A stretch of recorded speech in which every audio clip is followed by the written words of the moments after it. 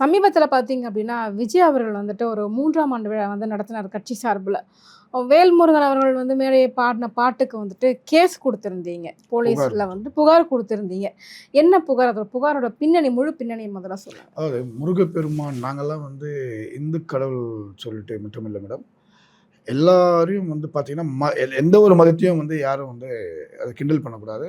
அந்த பாடல்கள் வந்து நீங்க வந்து உங்களுக்கு கட்சி பாடலாவும் அதை கொண்டுலாம் போகக்கூடாது. ஏன்னா முருகருக்கு உண்டான பாடல், முருக பக்தர்களுக்கு உண்டான பாடல்.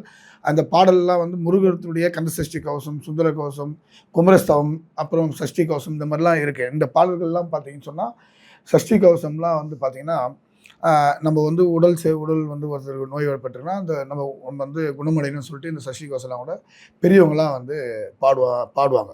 அந்த குணமாகணும்னு சொல்லி பாடுவாங்க. அந்த மாதிரி பக்தி உள்ள பாடல்கள்.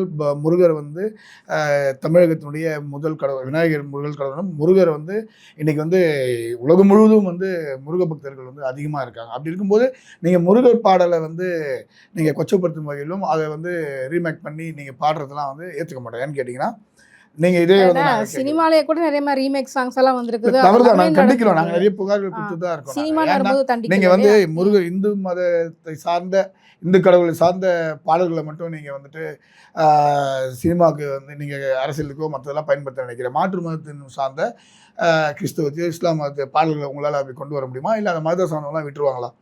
சொல்லுங்க. நாங்கள் என்ன சொல்றோம்னா, நீங்க வந்து உங்க கட்சிக்குன்னு ஒரு பாடலை உருவாக்குங்க.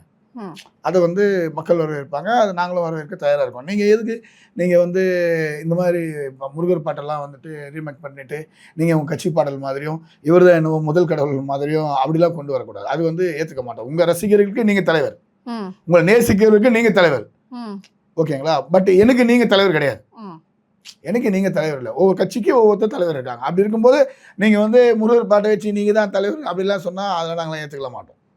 புரியல? இது மாதிரி வருங்காலங்களில் இதே நம்ம கொண்டு போனோம்னு வச்சுக்கோங்க, எல்லாருமே வந்து இதே மாதிரி போனால் தவறுன்றதால தான் நாங்கள் வந்து முறையாக புகார் கொடுத்துருக்கோம். புகார் நடவடிக்கை எடுப்பதாக வந்து ஆணையர் அலுவலகமாக வந்து தெரிவிச்சிருக்காங்க.